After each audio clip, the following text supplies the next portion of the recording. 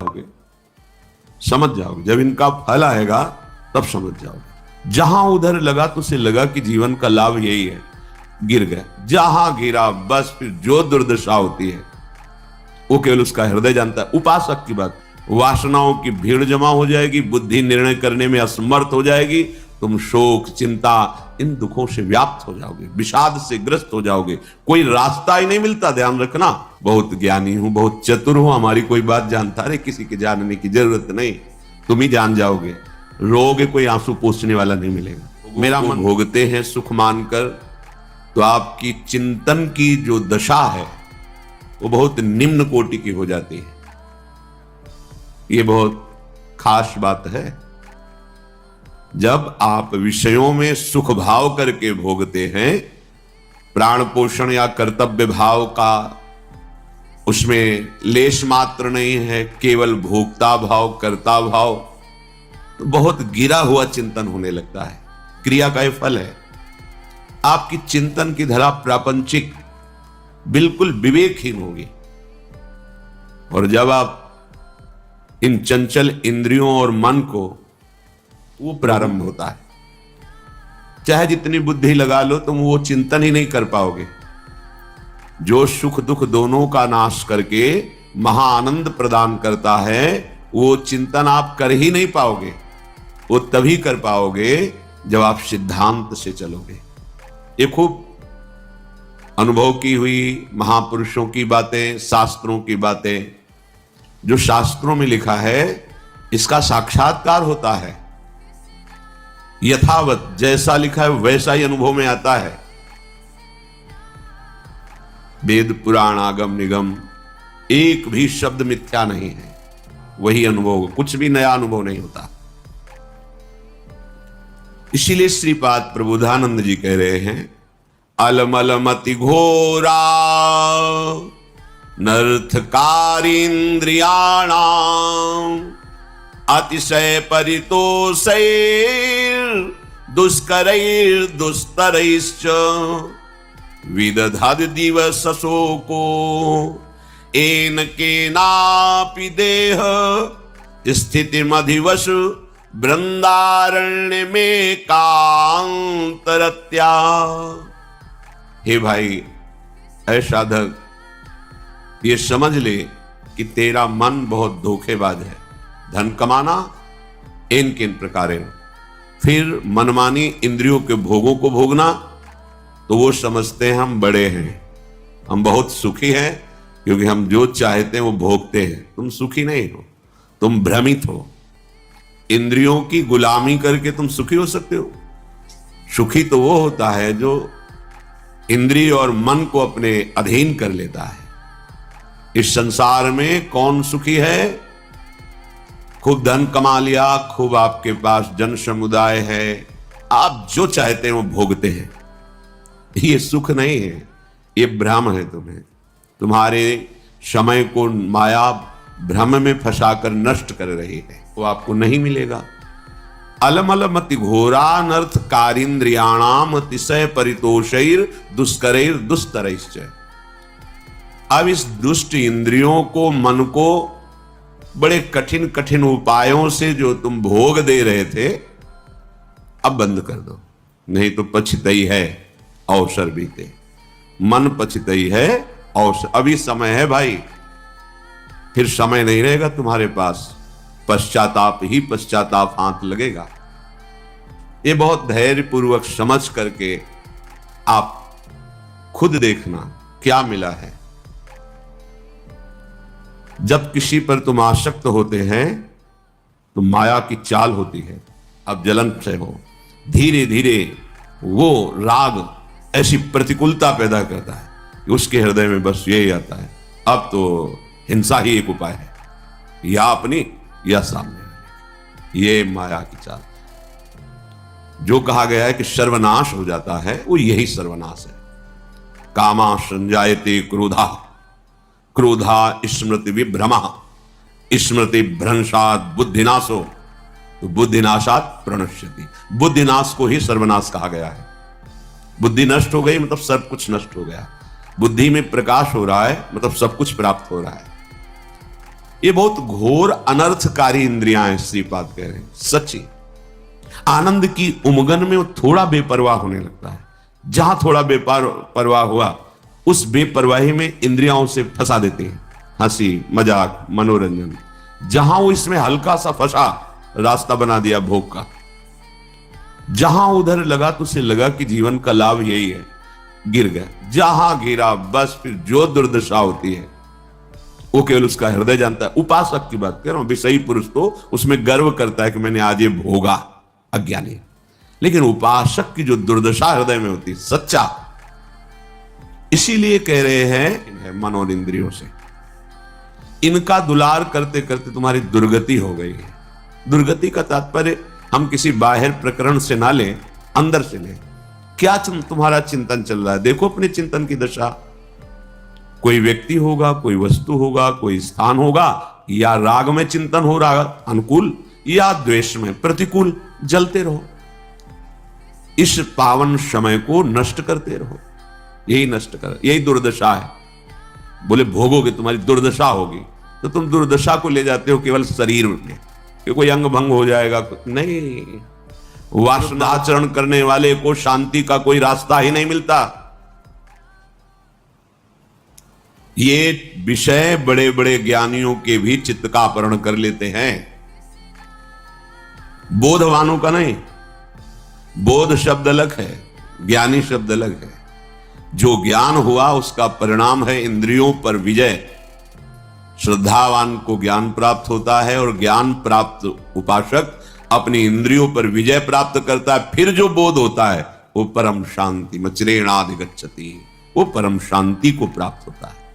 पहले तो मानो ये बात कि तुम्हारा मन और इंद्रियां अनर्थकारी हैं। अब इंद्रियों को दुलार करना बंद करो। वर्षों की कमाई एक मिनट में गमाई, बहुत बड़ी चाल है इन इंद्रियों की। साधक उन्हीं इंद्रियों से खुशी चाहता है, आनंद चाहता है। वो देखकर मनोरंजन करके समझता है मैं बहुत विद्वान हूं, बहुत ज्ञानी हूं, बहुत चतुर हूं, हमारी कोई बात जानता है। किसी के जानने की जरूरत नहीं, तुम ही जान जाओगे। रोगे कोई आंसू पोंछने वाला नहीं मिलेगा। हमारी ये बातें कड़वी जरूर लगेंगी, लेकिन बहुत मीठा फल देने वाली। यद तग्रे विस्म्यु परिणामे अमृतोपमम। ये बातें सुनने में तुम्हें विष जैसा लगेगा, परिणाम में अमृत मिलेगा। विषय भोग प्रलोभन की बातें अमृत जैसी पहले सुनने में लगती, परिणाम बहुत भारी विषवत होता है। छोड़ो, पहले निश्चय करो शास्त्र सम्मत विषय सेवन करेंगे, अन्यथा नहीं। तो जो जहां है शास्त्रा अधिकारानुसार भगवत समर्पित विषय, यही सबसे बड़ा बंधन है। यही बंधन जिसे आप सुख समझते हैं ना, यही सुख भाव से इस ज्ञान समुद्र जीव को बांध लिया माया ने। जिसका कभी भी बंधन नहीं हो सकता, वो इसी सुख भाव से बंधा हुआ है। अगर दुखालय को दुख बुद्धि से देख पावे तो अभी भाग पड़े भगवान की तरफ, इसीलिए नहीं भाग पाता। बुद्धि है, प्रयोग उसका नहीं। अब जैसे भजन नहीं है तो प्रश्न आया कि आप कहते मनुष्य योनि बड़ी दुर्लभ और बड़ा, अब तो धब में ज्ञान है, अनंत ब्रह्मांड है, कौन से जीव की कहां गति कैसे भेजी जा रही। कलयुग को महर्षियों ने प्रणाम किया है, ब्रह्म ऋषियों ने प्रणाम किया है। जितना लाभ आप कलयुग में वृंदावन का ले रहे हैं, अन्य युगों में नहीं ले पाए। जितनी जल्दी भगवत प्राप्ति कलयुग में होती, अन्य युगों में नहीं होती। 10-10 हजार वर्ष तपस्या करके जो फल प्राप्त अन्य युगों में करते थे, दाहिने पैर के अंगूठे के बल खड़े होकर, दोनों हाथ उठाकर आकाश दृष्टि करके मंत्र जप कर रहे हैं, जल में खड़े होकर 24 घंटे नाम कीर्तन में वो फल प्राप्त हो जाएगा। जो 10,000 वर्ष तपस्या, कलयुग बहुत प्रणाम करने योग्य है। पर आप भगवत विमुख हो जाओगे तो भ्रष्ट कर देगा, नष्ट कर देगा। तो क्या और युगों में ऐसे आचरण वाले व्यक्ति नहीं थे क्या? कम थे। अभी ठीक होने लगेगा। पर ये सोचना आचरण में उतारना होना चाहिए। नहीं सोचते तो बोलते रहते हैं वैसा नहीं करेंगे, पर वो कसम और नियम 1 मिनट लगता है तोड़ने में। इसके बाद फिर रो बैठ के क्या हो गया, ऐसा मैंने क्यों किया, फिर भी ठीक नहीं होगा। फिर 2-4-6 दिन फिर वहीं पहुंच जाओगे, फिर निराश हो जाओगे। अब तो हम चलने लायक ही नहीं भगवत मार्ग में। इसलिए प्रार्थना है अलमल मति घोरा अनर्थ कारेन्द्रियाणा मतिशय परितोषैर दुष्करैर दुस्तरैश्च। अब इंद्रियों के परितोष वाली बातें छोड़ो, अब इंद्रियों का पोषण मत करो। जो धर्म विरुद्ध भोग चाहती, जलना ही पड़ेगा, जलना, जलन शब्द याद कर लो, नहीं तो अभी प्रारंभ में ही मस्ती प्रारंभ हो जाएगी। वो एक अध्यात्म की जो जलन पाप नष्ट करने वाली, वो मन बुद्धि चित्त इनको शीतलता प्रदान करती है। ये जागतिक जो जलन है, ये आपका आचरण गलत है कहीं, नहीं तो उसी मार्ग में चले हुए पति के, वो एक आध्यात्मिक जलन होती है। कैसे विकार दूर हो, ऐसा वो विक्षिप्त नहीं होता, प्रवीण होता चला जाता है। कैसे का उसको उत्तर मिलेगा, क्योंकि सही मार्ग में चल रहा है। जब आप गलत कर रहे हो, गलत संग कर रहे हो, गलत आचरण कर रहे हो, शास्त्र विरुद्ध वार्ता कर रहे हो, शास्त्र विरुद्ध चिंतन कर रहे हो, तब तुम्हें वो विक्षेप प्राप्त होगा, जिसके लिए तुम पागलपन प्रकट करते हो। शरण में तो मुझे कल्याण की भी परवाह नहीं, तो चिंता किस बात की। मेरा मन, मेरा तन, मेरे प्राण आराध्य देव गुरुदेव को समर्पित, देख लेंगे वो, संभाल लेंगे वो, बेपरवाह होकर राधा राधा राधा। कहां समझ में आ रहा है? नहीं, इंद्रिय और मन की बात समझ में आ रही है, क्योंकि वो बहुत मुझे सुख देते हैं।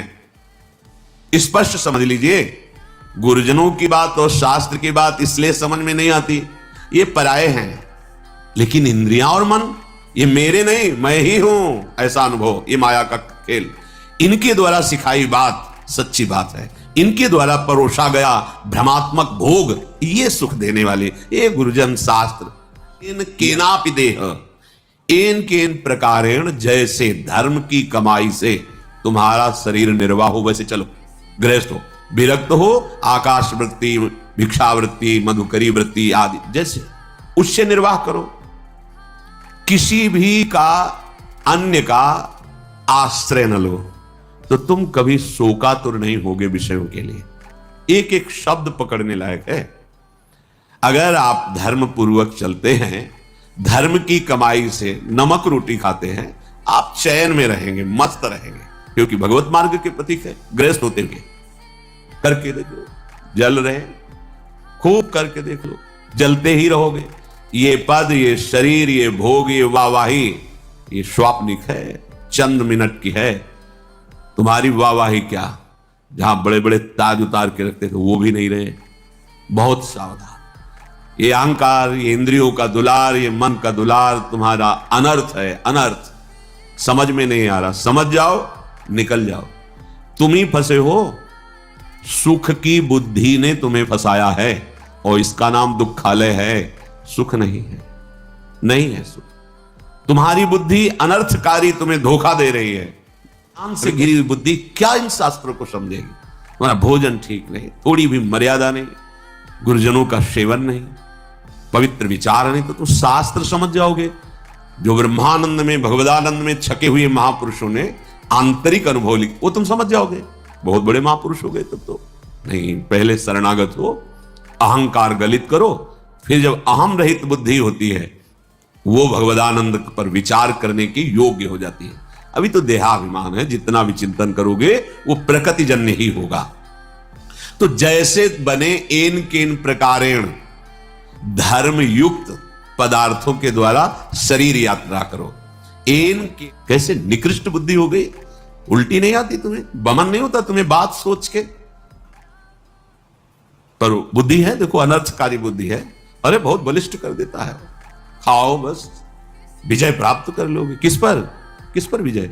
इंद्रियों के गुलाम होते जा रहे हो, मन के गुलाम होते जा रहे हो, विषयों की अधीनता बढ़ रही है।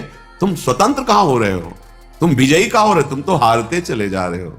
भला कहीं अपवित्र पदार्थ पाकर तुम्हारी बुद्धि प्रवीण होगी, ठीक से निर्णय कर पाएगी। मान जाओ हमारी बात, यही माया की चाल है। सावधान, ये अनर्थकारी बुद्धि तुम्हें नष्ट कर देगी। तुम श्रीधाम वृंदावन का आश्रय लो, सत्संग सुनो। कभी कभी हम कहते हैं कि भगवान के चरित्र से भी बढ़कर भक्तों के चरित्र में हमें विशेष आनंद और विशेष अनुभूतियां मिलती हैं। क्यों? क्योंकि जब भगवान के लिए कोई आश्चर्यमयी बात आती है, तो ये हमारे हृदय में बैठा ना कि कर तुम अकर तुम अन्यथा कर तुम, सर्व समर्थ भगवान है, कोई आश्चर्य नहीं होता क्योंकि भगवान है। लेकिन तब आश्चर्य होता है जब वो प्रकृति की धरा में और फिर वो भगवत धरा की ऊंचाई में, तब आश्चर्य होता है कि हाँ, ये बात आश्चर्य वाली है। मायाकृत प्रपंचों में फंसा हुआ, फिर मायातीत इतनी ऊंचाई, वो बात समझ में आती, कैसे चला, कैसे वो भी कर दे। जैसे आप केवल कान से ही सुन सकते हैं, प्रभु किसी भी रोमकूप से देख सकते हैं और वहां से सुन सकते हैं, कहीं से भी आहार ग्रहण कर सकते हैं। कर तुम अकर तुम अन्यथा कर तुम, वो सर्वतोमुख वाले सर्वतो नेत्र वाले हैं। बिल्कुल महर्षियों ने गाया, फिर भी कह दिया कि सामर्थ्य नहीं कि आपकी उन प्रभु की महिमा में कोई आश्चर्य की बात है। श्रीपाद कह रहे हैं, लुठन रासस्थल्याम निरवधि पठन कृष्ण चरितम। जैसे हो किसी भी व्यवस्था के लिए नहीं होना पड़ेगा। हम अल्पज्ञता के कारण शोकातुर भविष्य के लिए हो जाते हैं कि भविष्य में हमारा क्या होगा, वर्तमान तो ठीक चल रहा है। ये भविष्य की जो बात है वो शरणागत नहीं है, इसलिए है। अरे शरणागत वो तो साधु है, अरे तो बेस रख लिया है, अभी हृदय शरणागत नहीं हुआ। भविष्य की चिंता बिल्कुल, न भूत की, न वर्तमान की, न भविष्य की। शरणागत के हृदय से इन चिंताओं का अपहरण हो जाता है।